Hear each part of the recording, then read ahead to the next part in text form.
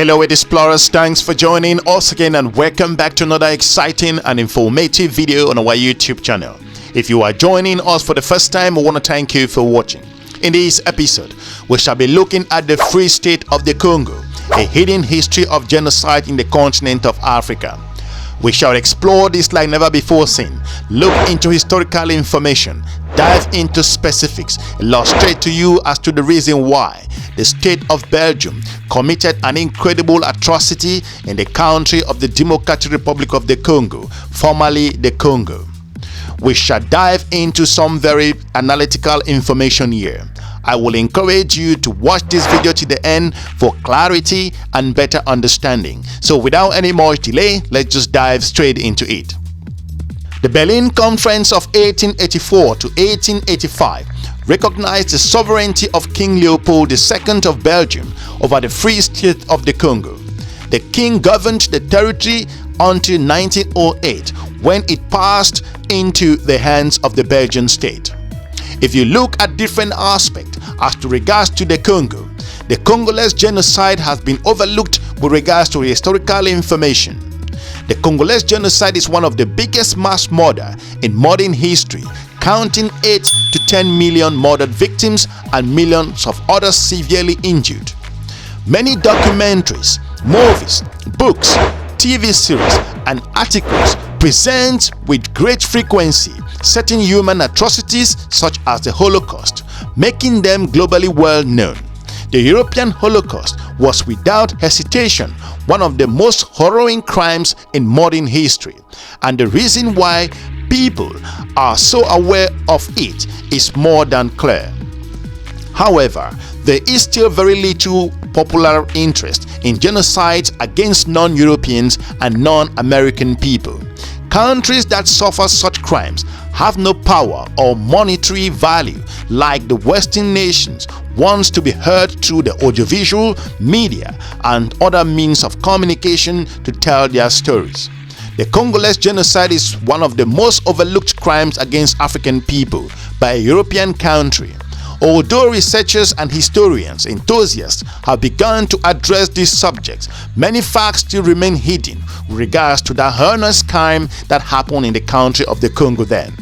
Before the Belgian colonized and the Congolese genocide in the 19th century, Congo was once a large area with the second largest rainforest in the world.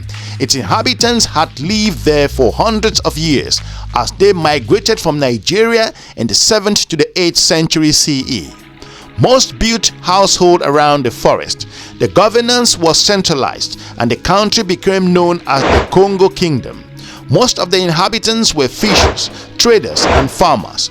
Poets and artists were highly regarded as well as the chiefs. The early Congo Kingdom expanded territory through alliances, marriages and partnership. If you look at King Leopold's activities in the country of the Democratic Republic of the Congo, previously the Congo, Leopold II ruled the Congo as his personal dominion from 1885 to 1905. During this period, the country was forced to endure the systematic exploitation of its natural resources, especially ivory and rubber. Though the territory was governed from Brussels, the administrative capital was the port of Boma, from where the massive export of raw materials were shipped. Boma was the residence of the Governor General of the Congo, who was the direct representative of the king. In fact, Leopold II never once set foot in Africa. The state was divided into 14 districts, which were administered by commissioners who reported to the Governor General and were appointed directly by the king. Those functionaries sometimes acted as colonial administrators and trading agents, though their main function was to secure the largest possible amount of ivory and rubber in the shortest possible time. The colonial administrators wielded control over the native population by imposing a regime of terror, and there were frequently mass killing and mutilations. Violence and terrorism were the means adopted to impose the will of the Belgian king and trading agents over the African people. It takes us over 2 to 3 weeks to prepare such videos. Considering our research, we will encourage you to share the video with your different network and also give us a like so lots of people around the continent, around the world. Now let's dive back into the video. Leopold II was forced to hire European mercenaries to defend his interests. These were organized into the private army known as the Force Publique, which numbered up to over 19,000 based on historical information.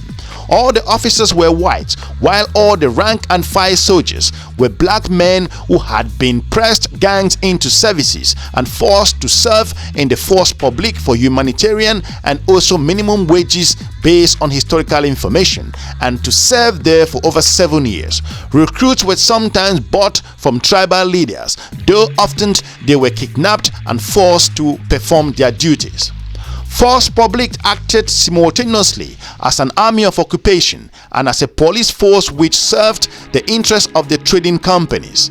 The Force Publique had to deal with several rebellions which were put down with horrifying savagery.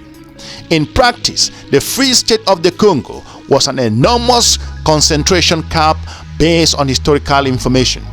During the 1890s, and thanks to the widespread use of slaves at that particular time, a more reliable transport network was built up, thus making it possible to export even more of the Congo's natural resources. The construction of those infrastructures, all created exclusive for personal interest, resulted in the deaths of many workers of all ages in the Democratic Republic of the Congo, known as Congo at the time. Their work days were long and hard and required an enormous amount of physical effort. Their working conditions were long and hard and required an enormous amount of physical effort. According to historical documentation, between 5 and 10 million people died as a result of the colonial exploitation under the rule and administration of King Leopold and his functionaries. The first person's testimony that have survived to the present day, and particularly those in Protestant missionaries, writers and diplomats sent to serve in the Congo, described and denounced the horror of everyday life in the country. Important sources of information include the stories and data provided by American missionaries G.W. Williams and by writers Mark Twain, The Kingdom, based on the book King Leopold Soluquinque, and Joseph Conrad, as well as others such as the missionary William Shepherd, the British diplomatic casement, and the journalist Edmond Don Morel. All of those men produced testimonies that were accurately and crucially important to unmasking the truth about one of the darkest episodes of the 19th century. These critical voices, who revealed the atrocities being afflicted on the Congolese people, were published in international press, leading to the widespread public outcry and a call for respect for human rights. In the 1905, after several months of investigation, a commission published a report that corroborates the abuse that had been denounced and forced to the people of the Congo. Leopold II could do nothing to prevent international public opinion, even in his home country of Belgium, from expressing his clear opposition to the continuation of the rule in the African country. Following a series of diplomatic maneuvers and also driven by pressure from public opinion, the Belgian king finally renounced his rule over the Free State of the Congo, which subsequently became a colony of Belgium and was duly renamed the Belgian Congo. The people of the Congo, now today the Democratic Republic of the Congo, went through a terrible period with regards to their colonial masters, whom the country of Belgium committed incredible atrocities in that country. Most recently, a historical figure of the country of the Congo, Patrice Lumumba's gold tooth, was finally being returned to his family after 60 years. Collected as a trophy by Belgian soldiers who oversaw or were part to the dissolution of the African leader's body in acid following his removal from office in a coup. The macabre artifact was finally returned to his family, not with a formal apology, but only with an acknowledgement that a great harm had been done. In the weeks prior to that, the Belgian king had participated in a tour of the Democratic Republic of the Congo that merely acknowledges the great harm that had been done to ordinary people during the colonial era in that country, but stopped short of fearing an apology. It's taken more than 6 decades, but finally there is growing acknowledgement by those who hold powers in Europe of at least some of the barbarous acts committed against Africans in the name of imperial European powers. There is certainly a crucial conversation to be had about the reason why Belgium saw fit to retain Lumumba's statue for so long. What moral justification could there be for not only the cruelty that preceded the act but itself? What rationale can be offered to awaiting for more than 60 years to reunite a family with the remains of a loved one? What could possibly be the political significance of not only keeping the truth but doing so with the public fully acknowledged? The only reason that can be offered for keeping a man's tooth for 60 years knowing that it was obtained through torture and murder is that the cruelty is the point. Colonization was, after all, a projection of power through cruelty, rationalized by pseudo and intellectual argument about racial superiority and differences. The fate of Lumumba's tooth shows that the point of European imperialism was not just economic or social, but to offer an outlet for unchecked cruelty that was increasingly strained by political changes in Europe. Arguably, the ability to project cruelty elsewhere made it possible to contemplate and pursue a different way of organized political life in Europe after all several centuries of intense conflict.